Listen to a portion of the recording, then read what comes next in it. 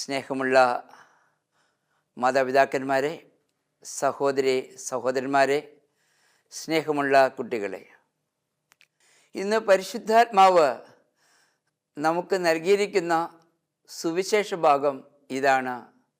സങ്കീർത്തനം 34:18.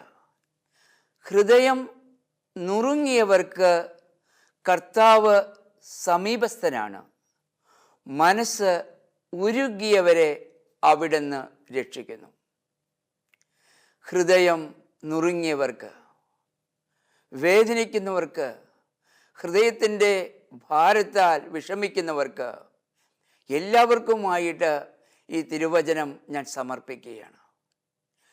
തീർച്ചയായിട്ടും തിരുവചനം നമ്മെ അനുസ്മരിപ്പിക്കുന്നത് നമ്മുടെ ഹൃദയം നുറുങ്ങലിൽ, നമ്മുടെ വേദനകളിൽ കർത്താവ് നമ്മുടെ സമീപത്ത് കടന്നു വരുമെന്നുള്ളതാണ്.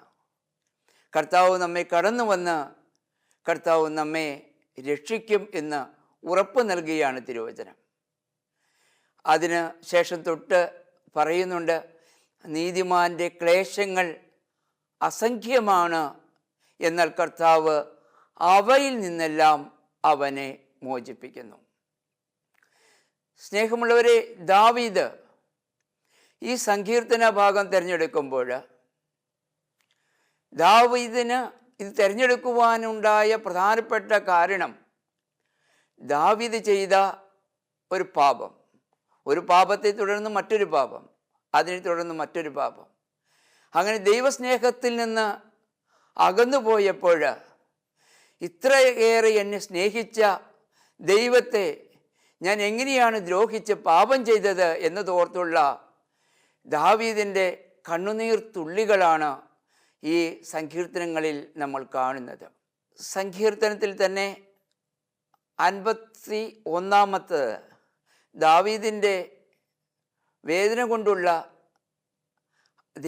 സ്നേഹത്തോടുള്ള ദാവീദിൻ്റെ ആ വേദന, പാപം ചെയ്തതിലുള്ള വിഷമം, അതെല്ലാം ദാവീദ് കണ്ണുനീരൊഴുക്കി ദാവീദ് പ്രാർത്ഥിക്കുകയാണ്.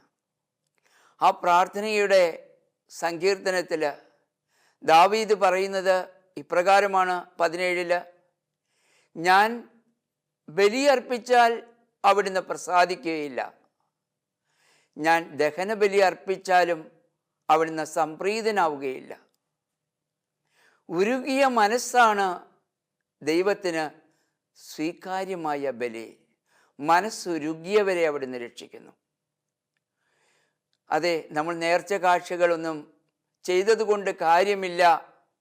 ദൈവം നമ്മിൽ നിന്ന് ആഗ്രഹിക്കുന്നത് അനുതാപമുള്ള ഒരു മനസ്സാണ്.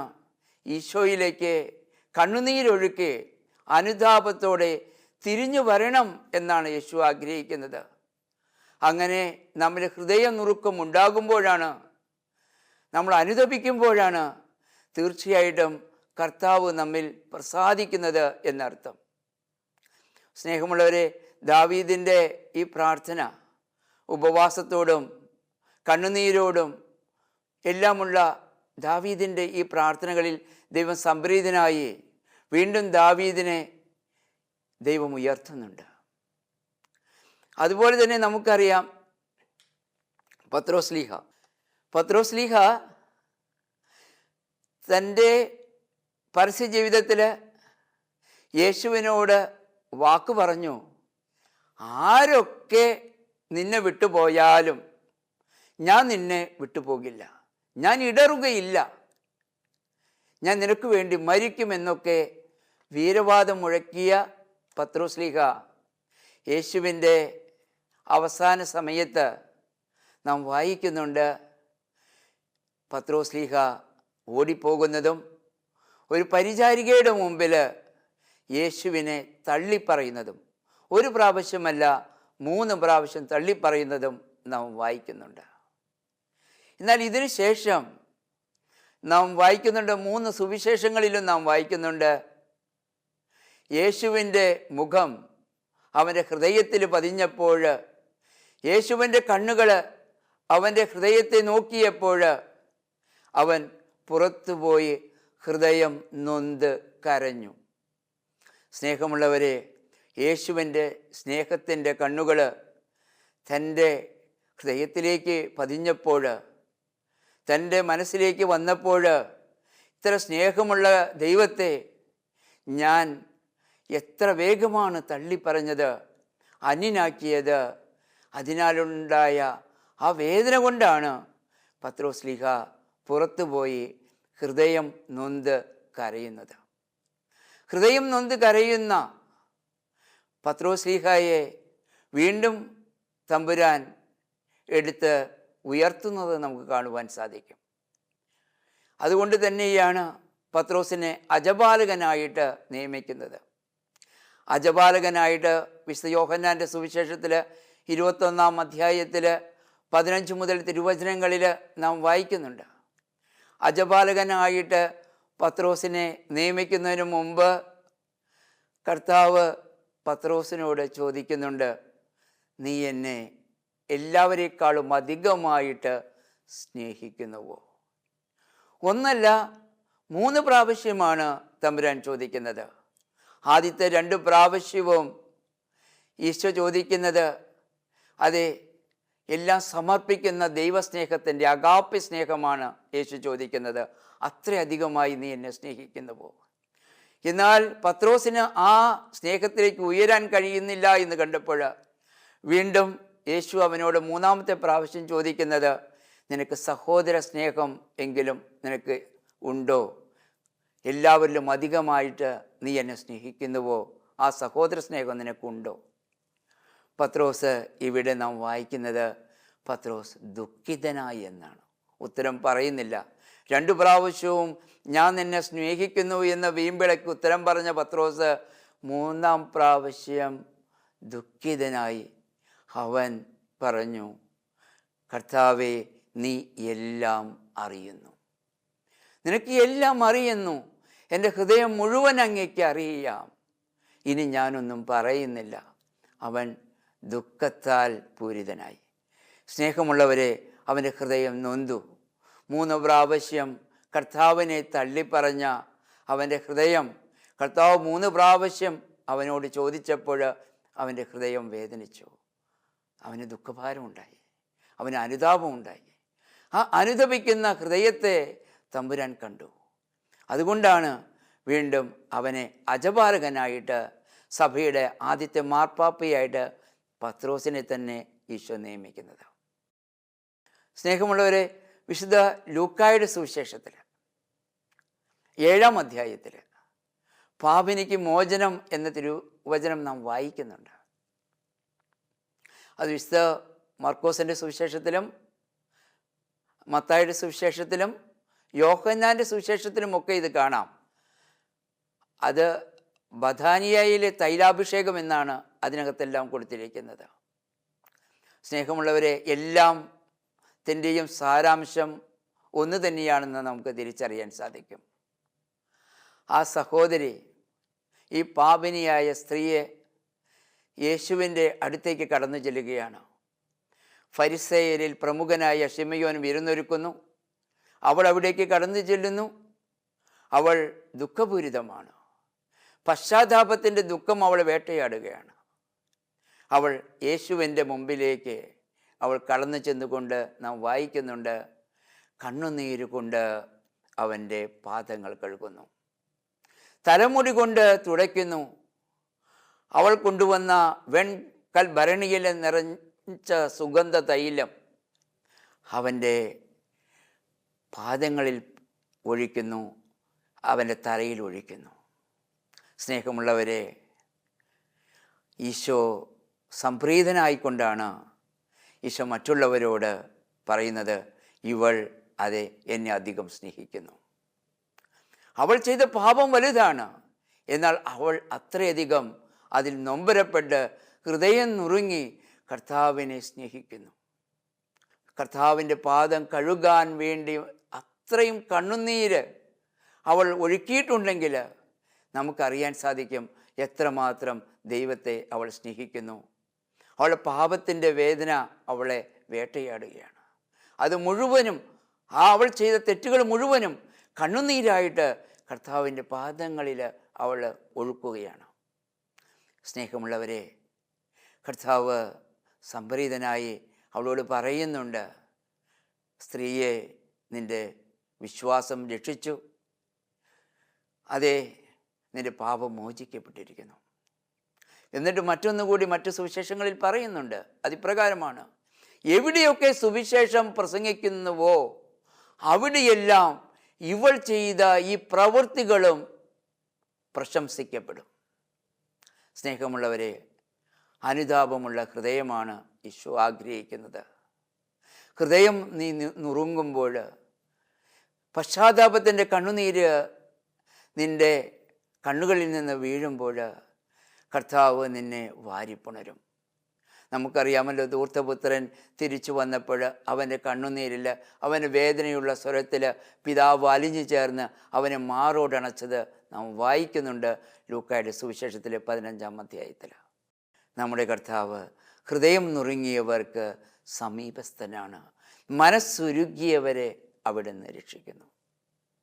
വിശുദ്ധ യോഹന്നാൻ ശ്ലീഹ പത്മോസ് ദ്വീപിലേക്ക് നാടുകടത്തപ്പെട്ടു. നീറോ ചക്രവർത്തി നാടുകടത്തി. ആ പത്മോസ് ദ്വീപിൽ ഒന്നും തന്നെയില്ല. ആ ദ്വീപിൽ മരണത്തിന് വേണ്ടി കാത്തു നിൽക്കുകയാണ്. കഴുകന്മാർ വട്ടമിട്ട് പറക്കുകയാണ്. യോഹന്നാൻ ശ്ലീഹ എപ്പോൾ മരിക്കുന്നുവോ ആ മരിച്ചത് കൊത്തിപ്പറിക്കുവാനായിട്ട് കഴുകന്മാർ വട്ടമിട്ട് പറക്കുന്ന കാഴ്ചയാണ് കാണുന്നത്. യോഹന്നാൻ ശ്ലീഹയ്ക്കയുടെ ഹൃദയം നുറുങ്ങുന്നുണ്ട്. അപ്പോൾ തമ്പുരാൻ അവൻ്റെ മുമ്പിൽ പ്രത്യക്ഷപ്പെടുകയാണ്. വെളിപാടിൻ്റെ പുസ്തകത്തിൽ നാം വായിക്കുന്നുണ്ട്, അവൻ സാഷ്ടാംഗം വീണു. കർത്താവിൻ്റെ മുമ്പിൽ സാഷ്ടാംഗം വീണു. അവനെ വലതുകരം വെച്ചുകൊണ്ട് അവനെ തൊട്ടുകൊണ്ട് കർത്താവ് അവനോട് പറയുന്നുണ്ട്, ഞാൻ ആദിയും അന്തവുമാണ്. ഞാൻ ഇന്നലെ മരിച്ചിരുന്നു, എന്നാൽ ഇന്ന് എന്നേക്കുമായി ഞാൻ ജീവിക്കുന്നു. മരണത്തിൻ്റെയും നരകത്തിൻ്റെയും താക്കോലുകൾ എൻ്റെ കൈവശമുണ്ട്. അതുകൊണ്ട് ഇപ്പോൾ നീ കാണുന്നതും ഭാവിയിൽ വരാൻ പോകുന്നതുമായ കാര്യങ്ങൾ നിനക്ക് വെളിപ്പെടുത്താൻ പോകുന്നു. അതെല്ലാം നീ ഒരു പുസ്തകത്തിൽ എഴുതുക. സ്നേഹമുള്ളവരെ, സ്വർഗീയ ദർശനം അനുഭവിക്കുകയാണ്. അതാണ് വെളിപാടിൻ്റെ പുസ്തകത്തിൽ നമ്മൾ വിലപ്പെട്ടതായി വായിക്കുന്നത്. ഈ നുറുങ്ങിയ ഹൃദയങ്ങളെ കർത്താവ് സമീപിക്കുന്നു. കർത്താവ് അവരെ അവിടെ നിന്ന് രക്ഷിക്കുന്നു. സ്നേഹമുള്ളവരെ, നമ്മുടെ സുവിശേഷത്തിലൊക്കെ വായിക്കുമ്പോൾ എന്നെ കോൾമേറിക്കൊള്ളിക്കാറുണ്ട്. നമ്മുടെ കർത്താവ് എത്ര കണ്ടാണ് ഹൃദയം നുറുങ്ങിയവരെ കർത്താവ് അവരെ സമീപിക്കുന്നതെന്ന്. വിശുദ്ധ മർക്കോസിൻ്റെ സുവിശേഷത്തിൽ 1-ാം അധ്യായത്തിൽ ഒരു കുഷ്ഠരോഗി, അവൻ്റെ വേദന നമുക്കറിയാം. അക്കാലത്ത് കുഷ്ഠരോഗമൊക്കെ വന്നാൽ ഉണ്ടാകുന്ന അവസ്ഥ നമുക്കറിയാം. വീട്ടിനും വേണ്ട, നാട്ടിനും വേണ്ട, ആർക്കും വേണ്ട, അവരെല്ലാം അതെ എവിടെയൊക്കെ ആയിരിക്കാം. അവർ ഒരു പ്രത്യേക ഗ്രാമത്തിലായിരിക്കാം. അവരെ വരുമ്പോൾ തന്നെ മണിയെ മുഴക്കിക്കൊണ്ട് വരണം. സമൂഹത്തിന് മുമ്പിൽ പ്രത്യക്ഷപ്പെടാൻ പാടില്ല. ആർക്കും വേണ്ടാത്തതായിട്ട് വരുന്ന ജന്മങ്ങൾ, വേദന കൊണ്ട് ഹൃദയഭാരമുണ്ട്. ഓരോ ദിവസവും അവൻ്റെ ശരീരം അതെ കാർന്ന് കുഷ്ഠരോഗം തിന്നുകൊണ്ടിരിക്കുക, ഇല്ലാതായിക്കൊണ്ടിരിക്കുക. അവൻ സാഷ്ടാംഗം വീണ് ആ കുഷ്ഠരോഗി ചോദിക്കുന്നുണ്ട്, പറയുന്നുണ്ടല്ലോ, അങ്ങയ്ക്ക് മനസ്സുണ്ടെങ്കിൽ എന്നെ ശുദ്ധനാക്കാൻ കഴിയും.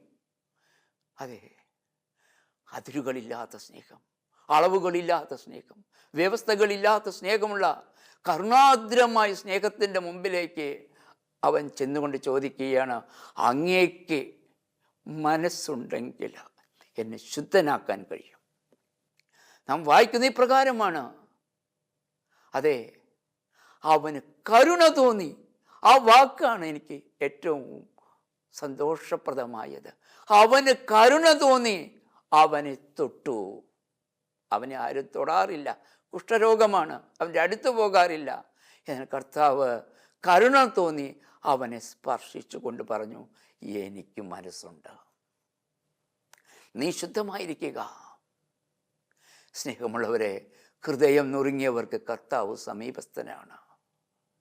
2 അന്ധന്മാർ വിശുദ്ധ മത്തായിയുടെ സുവിശേഷത്തിൽ 20-ാം അധ്യായത്തിൽ അവർ നിലവിളിക്കുന്നുണ്ട്, ദാവീദിൻ്റെ പുത്ര ഞങ്ങളിൽ കനിയണമേ എന്ന് പറഞ്ഞ് നിലവിളിക്കുന്നുണ്ട്. കാഴ്ചയില്ലാത്തവനാണ് കാഴ്ചയുടെ വില അറിയുന്നത്. നമ്മിൽ പലർക്കും കാഴ്ചയുണ്ട്, അതുകൊണ്ട് ഇതിൻ്റെ വില അറിയുന്നില്ല. അവന് ഏറ്റവും വലിയ കാര്യം കാഴ്ച ലഭിക്കണമെന്നുള്ളതാണ്. കർത്താവ് ചോദിച്ചു, ഞാൻ എന്ത് ചെയ്യണമെന്നാണ് നീ ആഗ്രഹിക്കുന്നത്? അവർ അവരുടെ ആവശ്യം പറഞ്ഞു, കാഴ്ച കിട്ടണം. മറ്റൊന്നും അവർക്ക് ആവശ്യമില്ല. സ്വർണമോ വെള്ളിയോ നാണയോ ഒന്നും അവർക്ക് ആവശ്യമില്ല. കാരണം സർവത്തെയും സൃഷ്ടിച്ച, ആകാശത്തെയും ഭൂമിയെയും സർവ്വചരാചരങ്ങളെയും സൃഷ്ടിച്ച ആ ദൈവത്തിന് അസാധ്യമായി ഒന്നുമില്ലെന്ന് അവർക്കറിയാം. ആ തമ്പുരാൻ്റെ മുമ്പിലാണ് നിൽക്കുന്നത്. പറഞ്ഞു, കാഴ്ച കിട്ടണം, ഒരാഗ്രഹമാണ്. അതെ, നാം വായിക്കുന്ന ഇപ്രകാരമാണ്. യേശു ഉള്ളലിഞ്ഞ്, നാം വായിക്കുന്നത് ഉള്ളലിഞ്ഞ് അവൻ്റെ കണ്ണുകളിൽ സ്പർശിച്ചു. തൽക്ഷണം അവന് കാഴ്ച ലഭിച്ചു. സ്നേഹമുള്ളവരെ, ഉള്ളലിഞ്ഞു. ഉള്ളലിയുന്നവനാണ്. മറ്റുള്ളവരുടെ ഹൃദയനുറുക്കത്തിൽ അവൻ്റെ ഉള്ള് അലിയുന്നവനാണ്. വിശുദ്ധ ലൂക്കായുടെ സുവിശേഷത്തിൽ 7-ാം അധ്യായത്തിൽ ഒരു വിധവ, നായിലെ ഒരു വിധവ തൻ്റെ ഏകമകൻ, ആശ്രയമായിരുന്ന ഏകമകൻ, ഭർത്താവ് മരിച്ചു, ഏകമകനാണ് ഉണ്ടായിരുന്നത്. ആ ഏകമകൻ മരിച്ചു കഴിഞ്ഞപ്പോൾ എല്ലാം നഷ്ടപ്പെട്ട് ആ വിധവ ആ ശവമഞ്ചത്തിൻ്റെ പിന്നാലെ പോകുമ്പോൾ അവളുടെ ഹൃദയം നുറുങ്ങിക്കൊണ്ട്, വേദനിച്ചുകൊണ്ട്, നെടുവീർപ്പെട്ടുകൊണ്ടാണ് അവൾ പോകുന്നത്. നാം വായിക്കുന്ന ഇപ്രകാരമാണ്. അവളുടെ ദുഃഖം കണ്ട് യേശു അവിടെ നിന്നു. എന്നിട്ട് പറയുകയാണ്, അവൻ്റെ മനസ്സലിഞ്ഞ് അവളോട് പറഞ്ഞു, കരയണ്ട. പിന്നീടാണ് ശവമഞ്ചത്തിൽ തൊട്ടുകൊണ്ട് യേശു പറഞ്ഞത്, യുവാവേ എഴുന്നേൽക്കുക. അവൻ മനസ്സലിവുള്ളവനാ. നമ്മുടെ ദുഃഖങ്ങളിൽ അവൻ മനസ്സലിവുള്ളവനാ.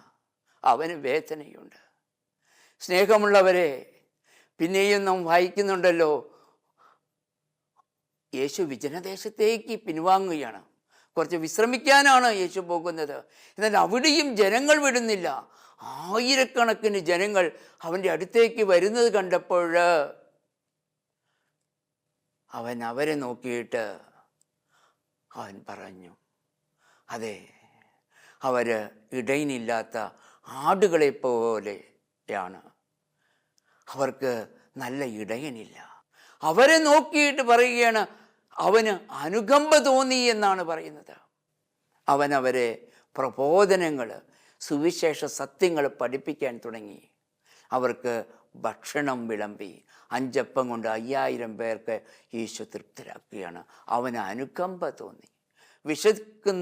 ഇരിക്കുന്നവരെ കണ്ടപ്പോൾ, അവർ വേദനിക്കുന്നവരെ കണ്ടപ്പോൾ, സത്യങ്ങൾ അറിയാതെ വിഷമിക്കുന്നവരെ കണ്ടപ്പോൾ യേശുവിന് അവരോട് അനുകമ്പ തോന്നി. പ്രിയമുള്ളവരെ, യോഹന്നാൻ്റെ സുവിശേഷത്തിൽ 11-ാം അധ്യായത്തിൽ നാം വായിക്കുന്നുണ്ട്, യേശു ലാസറിൻ്റെ ഭവനത്തിലേക്ക് വരുന്നത് 4 ദിവസം കഴിഞ്ഞിട്ടാണ്.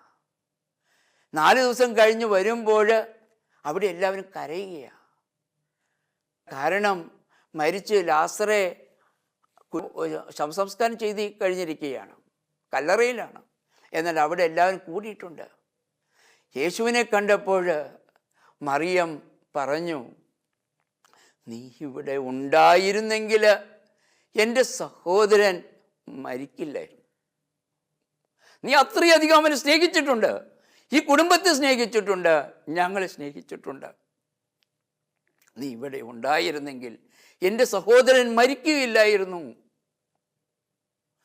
എന്ന് പറഞ്ഞപ്പോൾ അവൾ പറയുന്നതിനൊപ്പം തന്നെ അവൾ കരഞ്ഞുപോയി.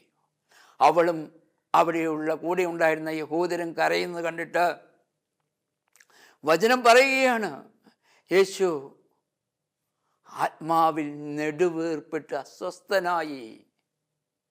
അടുത്ത വാചകം ഇപ്രകാരമാണ്, യേശു കണ്ണുനീർ പൊഴിച്ചു. ഈശോ കണ്ണുനീർ പൊഴിച്ചു. യേശുവിനറിയാം യേശു അവനെ ഉയർത്തെഴുന്നേൽപ്പിക്കുവാൻ പോവുകയാണ്. എന്നാൽ മനുഷ്യൻ്റെ ദുഃഖങ്ങളിൽ മനുഷ്യൻ കരയുമ്പോൾ അവനോടൊത്ത് കരയുന്ന തമ്പുരാനെയാണ് നമ്മൾ കാണുന്നത്. സ്നേഹമുള്ളവരെ, ഹൃദയം നുറുങ്ങിയവർക്ക് കർത്താവ് സമീപസ്ഥനാണ്. മനസ്സ് ഉരുകിയവരെ അവിടുന്ന് രക്ഷിക്കുന്നു എന്ന തിരുവചനം എത്രയോ സത്യമാണ്. സങ്കീർത്തകൻ പറയുന്നുണ്ട്, അതെ, കർത്താവിനെ രുചിച്ചറിയുവൻ, അവിടുന്ന് എത്ര നല്ലവനാണെന്ന് രുചിച്ചറിയുവൻ എന്ന് പറയുന്നുണ്ട്. സ്നേഹമുള്ളവരെ, എൻ്റെ ജീവിതത്തിൽ ഒരിക്കൽ ഞാൻ ഹൃദയം നുറുങ്ങിയ ഒരവസ്ഥ എനിക്കുണ്ടായി. അത് ഇപ്രകാരമാണ്. ഞാൻ നരിമണത്ത് ആയിരുന്നപ്പോൾ, ജോലിസ്ഥലത്തായിരുന്നപ്പോൾ, തമിഴ്നാട്ടിലൊരു സ്ഥലമാണ്. ഞാൻ അവിടുത്തെ ജോലിസ്ഥലത്ത് നിന്ന് പുറത്തേക്ക് പോകുമ്പോൾ ഞങ്ങൾക്ക് ഫ്രീ ആയിട്ട് കിട്ടുന്ന കുറച്ച് ഫ്രൂട്ടി ബിസ്ക്കറ്റ്സൊക്കെ ഉണ്ടാവും. അപ്പോൾ എൻ്റെ ജീപ്പിനകത്ത് വെൽവിസിറ്റിന് പോകുന്നതാണ്. അപ്പോൾ ഇതെല്ലാം കൊണ്ടുപോകും, കാരണം ഗ്രാമത്തിൽ കൂടെയാണ് പോകുന്നത്. അപ്പോൾ അവിടെ കുറേ കുട്ടികളൊക്കെ വന്ന് നിൽക്കാറുണ്ട്. അപ്പോൾ പാവപ്പെട്ട ആ കുട്ടികൾക്ക് ഞാൻ അവിടെ ഇതെല്ലാം കൊടുക്കും. മറ്റുള്ളവരും എനിക്ക് തരും, മറ്റു ജോലിക്കാരും എനിക്ക് തരും. അവരുടെ എല്ലാം എൻ്റെ കയ്യിലുണ്ടാകും. അതെല്ലാം അവർക്ക് കൊടുക്കുമ്പോൾ വലിയ സന്തോഷമാകും. ഒരു സ്ഥലത്ത് ഞാൻ ചെന്നപ്പോൾ അവിടെ ഒരു ജീപ്പ് ഞങ്ങൾ ചെന്നപ്പോഴേക്കും അവിടെ കുറേ ഒരു 10-25ഓളം കുട്ടികൾ ചുറ്റും കൂടി. നമ്മളെ വണ്ടി കണ്ടപ്പോൾ അവരെല്ലാം വന്നിട്ട് സന്തോഷമായി. അപ്പോൾ അവർക്കെല്ലാം ഇതെല്ലാം കൊടുത്തു. അപ്പോൾ എല്ലാവരും താങ്ക്സ് പറഞ്ഞു. അപ്പോൾ അതിലൊരു ഒരു പെൺകുട്ടി, ഒരു 11 വയസ്സ് പ്രായമുള്ള ഒരു കുട്ടി മാത്രം, അവളെ ഒന്നും പറയുന്നില്ല. അവളുടെ മുഖം ദുഃഖത്തിലായിരുന്നു. കൊടുത്തിട്ടും എന്ത് കൊടുക്കുമ്പോൾ മുഖത്തൊരു സന്തോഷമില്ല. അപ്പോൾ ഞാൻ പറഞ്ഞു, അവളെ കവളി തട്ടിക്കൊണ്ട് പറഞ്ഞു, എന്താ ഒന്നുമില്ലല്ലോ, എന്ത് പറ്റി മോളെ എന്ന് ചോദിച്ചു. അപ്പോൾ എല്ലാവരും കൂടി കളിയാക്കി അവളെ ഉറക്കെ ചിരിക്കുകയാണ്. പിള്ളേരല്ലേ, കുട്ടികളല്ലേ. അവൾ ഊമയാണ്, അവൾ മിണ്ടില്ല, അവൾക്ക് സംസാരിക്കാൻ പറ്റില്ല, അവൾ ഊമയാണ്, സംസാരിക്കില്ല അവൾ എന്ന് പറഞ്ഞു. അപ്പം ഞാൻ പറഞ്ഞു, എന്താ മോളെ സംസാരിക്കില്ലേ? അപ്പോഴും അവൾക്ക് പറയാൻ അറിയില്ല. അവളുടെ കണ്ണുകളിൽ നിന്ന് കണ്ണുനീർ വീഴുകയാണ്. ആ കുട്ടിക്ക് മനസ്സിലാക്കാൻ സാധിക്കുന്നുണ്ട്, പക്ഷെ സംസാരിക്കാൻ പറ്റുന്നില്ല. മറ്റുള്ളവർ കളിയാക്കുന്നു, പരിഹസിക്കുന്നു. ഞാൻ അവിടെ മുട്ടുകുത്തി നിന്നുകൊണ്ട്, ഞാൻ സ്വർഗത്തിലേക്ക് കരങ്ങൾ ഉയർത്തിക്കൊണ്ട് യേശുവിൻ്റെ നാമത്തിൽ പ്രാർത്ഥിച്ചു, യേശുവേ, നിനക്ക് അസാധ്യമായിട്ട് ഒന്നും തന്നെ ഇല്ലല്ലോ തമ്പുരാനെ. ഈശോയെ, ഈ കുഞ്ഞു മകൾക്ക് സംസാരശക്തി കൊടുക്കാൻ നിനക്ക് സാധിക്കുമല്ലോ. നീ ഇന്നും ജീവിച്ചിരിക്കുന്ന ദൈവമാണല്ലോ. ദൈവമേ, ഇറങ്ങി വരണമേ, നിൻ്റെ ആത്മാവ് പ്രവർത്തിക്കട്ടെ ഇവിടെ എന്ന് പറഞ്ഞ് ഞാൻ കരഞ്ഞ് പ്രാർത്ഥിക്കുകയാണ്. കുട്ടികളൊക്കെ ചുറ്റും കൂടിയിട്ടുണ്ട്. പ്രാർത്ഥന കഴിഞ്ഞിട്ട് ഞാൻ അവളോട് പറഞ്ഞു, മോളെ, അമ്മ എന്ന് നീ ഒന്ന് പറഞ്ഞേ എന്ന് പറഞ്ഞു. അമ്മ നീ ഇന്ന് പറയേ എന്ന് പറഞ്ഞു. കൊച്ചെന്നെ നോക്കി, സൂക്ഷ്മതയോടെ നോക്കി. ഞാൻ പറഞ്ഞു, നീ പറയേ, അമ്മ എന്ന് പറയേ, വിളിക്കേ എന്ന് പറഞ്ഞു. അവൾ പറഞ്ഞു, അമ്മ എന്ന് അവൾ വിളിച്ചു. അമ്മ എന്ന്. വീണ്ടും ഞാൻ പറഞ്ഞു, അപ്പ എന്ന് വിളിക്കേ. അവൾ വിളിച്ചു, അപ്പ. ഇത് വിളിച്ച പാടെ അവിടെ ഉണ്ടായിരുന്ന കുട്ടികളൊക്കെ സന്തോഷം കൊണ്ട് ആർത്തിരമ്പുകയാണ്. അവർ പറഞ്ഞു, ഊമക്കുട്ടി സംസാരിച്ചു എന്ന് പറഞ്ഞുകൊണ്ട് അവരെല്ലാവരും ഈ കൊച്ചിനെ എടുത്തുകൊണ്ട് ആ ഗ്രാമത്തിലേക്ക് കൊണ്ടുപോവുകയാണ്. സ്നേഹമുള്ളവരെ, കണ്ണുനീരൊഴുക്കുമ്പോൾ, ഹൃദയം നുറുങ്ങുമ്പോൾ കർത്താവ് സമീപസ്ഥനാണ്. മനസ്സുരുകുന്നവരെ അവിടുന്ന് രക്ഷിക്കും. നമുക്കറിയാമല്ലോ, ലൂക്കായുടെ സുവിശേഷത്തിലെ 24-ാം അധ്യായത്തിൽ എത്ര ദുഃഖത്തോടും വേദനയോടും കൂടെയാണ് 2 ശിഷ്യന്മാർ പോകുന്നത്. എമ്മാവൂസിലേക്ക് പോകുക. വളരെ ദുഃഖമായിരുന്നു അവരുടെ ഹൃദയത്തിൽ. അവർ മ്ലാനവതരായിരുന്നു എന്നാണ് പറയുന്നത്. കാരണം യേശുവിൻ്റെ ശരീരത്തെ കാണാനില്ല. ഇനി എന്താണ് സംഭവിക്കാൻ പോകുന്നതെന്ന് അറിയാൻ പാടില്ല. അവർ ഭയപ്പെട്ടിരുന്നു, ദുഃഖമായിരുന്നു, അങ്ങ് നിരാശയായിരുന്നു. അങ്ങനെ അവർ ജെറുസലേമിൽ നിന്ന് അവർ എമ്മാവൂസിലേക്ക് പോവുകയാണ്. രാത്രിയിലാണ് പോകുന്നത്. എന്നിട്ട് അവർ പോകുമ്പോൾ അവരുടെ ആ ഹൃദയം നുറുങ്ങലിൽ അവർ വേദനിച്ചു പോകുമ്പോൾ കർത്താവ് അവരോട് കൂടെ ചേർന്നു വഴിപോക്കനായിട്ട്. എന്നാൽ അവരുടെ കണ്ണുകൾ മൂടപ്പെട്ടിരുന്നത് കൊണ്ട് അത് കർത്താവാണെന്ന് തിരിച്ചറിയാൻ അവർക്ക് സാധിച്ചില്ല. കർത്താവ് വചനങ്ങൾ പറഞ്ഞ് അവരുടെ ഹൃദയത്തെ ജ്വലിപ്പിച്ചു. എങ്കിലും കർത്താവാണെന്ന് അവർ തിരിച്ചറിഞ്ഞില്ല. വീണ്ടും കർത്താവ് കുറച്ച് കഴിഞ്ഞപ്പോൾ കർത്താവ് പറഞ്ഞു, ഞാൻ മുന്നോട്ട് പോകുകയാണ്. അവർ പറഞ്ഞു, ഞങ്ങൾ ഇനി മുന്നോട്ടേക്കില്ല, രാത്രി ഇരുട്ടി തുടങ്ങി, അതുകൊണ്ട് ഞങ്ങളിവിടെ ഇപ്പോൾ താമസിക്കാൻ പോവുകയാണ്. അപ്പോൾ കർത്താവിനെ നിർബന്ധിച്ചു. കർത്താവ് അവരോട് കൂടെ താമസിക്കുകയാണ്. കർത്താവിനെ നിർബന്ധിച്ചു, കർത്താവ് താമസിച്ചു. അവർ താമസിച്ചപ്പോൾ കർത്താവ് സാധാരണ ചെയ്യാറുള്ളത് പോലെ അപ്പം എടുത്ത് മുറിച്ച് അവർക്ക് നൽകിയപ്പോൾ അവരെ കണ്ണുകൾ തുറക്കപ്പെട്ടു. അവർ യേശുവിനെ തിരിച്ചറിഞ്ഞു. പിന്നീട് യേശുവിനെ അവർ കണ്ടില്ല. ആ യേശു അവരുടെ ഉള്ളിലേക്ക് കയറി ചെന്നു.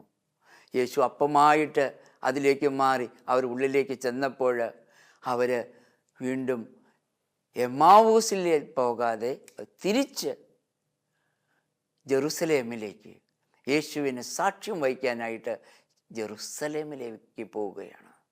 എന്നിട്ട് ശിഷ്യന്മാരോട് ആ കാര്യങ്ങൾ പറയുകയാണ്. സ്നേഹമുള്ളവരെ, ഹൃദയം നുറുങ്ങി വേദനിച്ച് നിരാശപ്പെട്ട് ദുഃഖഭാരത്താൽ പോകുന്നവരുടെ കൂടെ കർത്താവുണ്ട്. കർത്താവ് നമ്മെ കൈവിടുന്ന കർത്താവല്ല. മനസ്സ് ഒരുങ്ങുമ്പോൾ കർത്താവ് നമ്മെ രക്ഷിക്കുന്ന കർത്താവാണ് എന്ന് നാം തിരിച്ചറിയുക. നമുക്കറിയാലോ, ജോബിൻ്റെ പുസ്തകത്തിൽ ജോബ് സഹനങ്ങളുടെ ഒരു ദാസനാണ്. ഒരുപാട് സഹിച്ച് ദൈവത്തിന് സാക്ഷി നൽകിയിട്ടുള്ള ഒരു വ്യക്തിയാണ്. ഇപ്പോൾ ജോബിൻ്റെ പുസ്തകത്തിലെ 19-ാം അധ്യായത്തിലും 16-ാം അധ്യായത്തിലുമെല്ലാം 1-2 വാക്കുകളുണ്ട്. അത് മാത്രമാണ് ഞാൻ പറയുന്നത്. ബാക്കിയെല്ലാം എല്ലാവർക്കും അറിയാം. 16-ാം അധ്യായത്തിൽ ജോബ് പറയുന്നുണ്ട്, തൻ്റെ സമ്പത്തെല്ലാം നഷ്ടപ്പെട്ടു. നമുക്കറിയാം, തൻ്റെ എല്ലാ മക്കൾ നഷ്ടപ്പെട്ടു. തൻ്റെ ശരീരം രോഗത്താൽ അതെ ചീഞ്ഞളിഞ്ഞ അവസ്ഥയിലെത്തുന്നു. ഈ വേദനയാൽ നെടുവപ്പെട്ടുകൊണ്ടിരിക്കുന്ന അവസ്ഥയിലും അവൻ ദൈവത്തോട് പറയുകയാണ്. 16-ാം അധ്യായത്തിൽ പറയുകയാണ്, അതെ, എൻ്റെ സാക്ഷി സ്വർഗത്തിലുണ്ട്, എൻ്റെ ജാമ്യക്കാരൻ ഉന്നതത്തിലിരിക്കുന്നു.